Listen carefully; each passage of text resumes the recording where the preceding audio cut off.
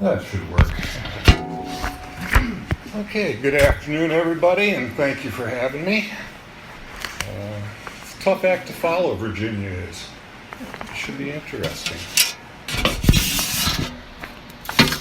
This first piece, Wilda asked me to read. It's what got me a 5th or 6th pushcart nomination this year. One of a list of, well, you got a nomination and nobody remembers, which is okay. I'm thrilled that my publisher said, hey, this is worth other people knowing about, and at the same time, 50 years into my career as a writer, if it is a career, it's like, okay, let me go write something instead. So, Wilda asked for this, and I thought I'd be off with it. Vocabulary lesson. Here, she pointed. Touched my lips, her collarbone, again my lips. The clavicle, from Latin. Clavicula, little key. The key to, she touched her sternum and said, make no bones. And so I'm going to talk about words this afternoon. One of the film groups that I belong to on Facebook posed the question, why do you like old movies? Or why do you like movies, period? And my response was that it's a mirror image of what I do, what we do collectively in this room. People who make movies take words, scripts, and make visions out of them. I know definitely for myself, and I assume for the rest of you, I take these visions up here that nobody else is ever going to see and try to convert them into something visible, in this case, words. Write a poem. You can write a poem as a memo to yourself, something to hang on the icebox door of life. Dear Diary, I think he loves me. Dear Diary, Mom died today. You can write a poem as a way to touch me, something to tap my secret heart. Dear friend, I miss you when you're gone. Dear friend, remember that day? You can write a poem as an old Chinese-style menu, something from column A and then from column B. Wait an hour. You will be hungry again. One of the used cars that I've had in my life had a radio that would play whatever station it wanted to. It didn't matter how I tried to tune the dial. And most frequently it was a Spanish language station. It wasn't too bad for me. I had some fluency in Spanish at one point in my life, most of it lost. Corazon y Esperanza. All the music on the radio is in a foreign tongue to what I speak today. The only words I recognize once meant heart, meant hope. I spoke this language once, but lost it through disuse. And aside from the personal, the autobiographical, if you will, or the projection, we use words to speak for other people. The unheard, for example.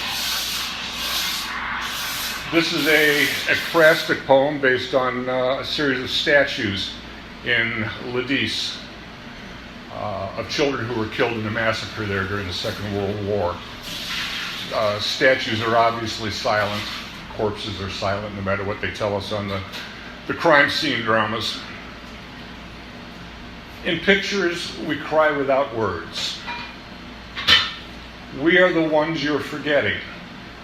The truth behind the photographs from places like Nanking, Ladice, Stalingrad, Trangbang, Kosovo. Too many long before them and since.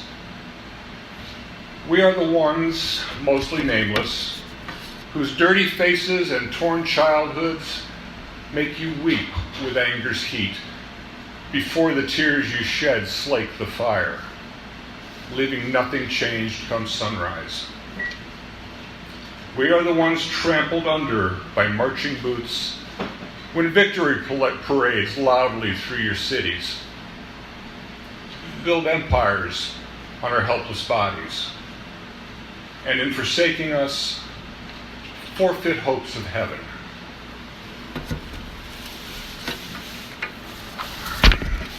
We also speak for the unwanted.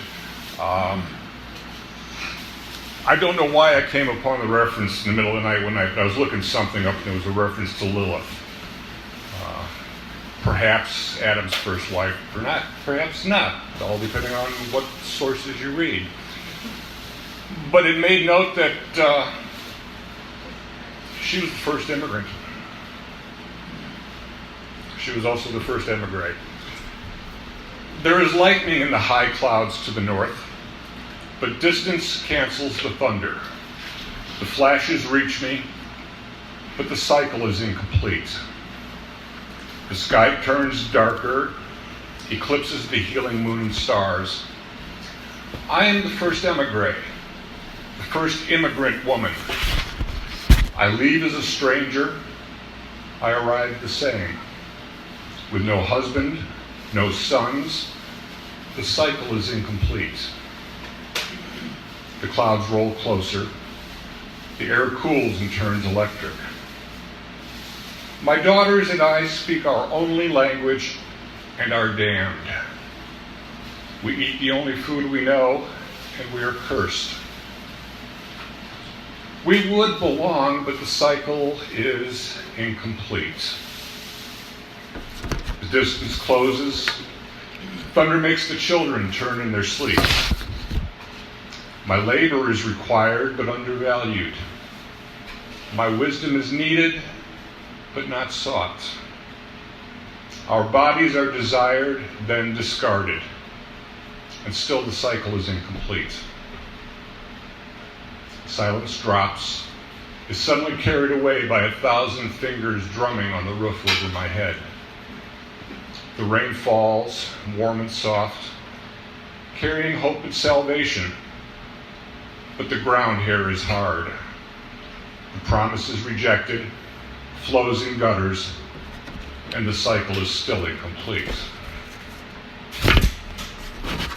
And finally, for this pass-through, we are obviously all of fairly close age and experiences. My folks are in assisted living down in Florida. They're doing well. My in-laws are up here in assisted living / memory care and not doing so well. So I understand where you were coming from. And again, words for people who are unseen. We drive by these facilities every day, and unless you catch some old coot sneaking a cigarette out on the portico, you don't see anybody.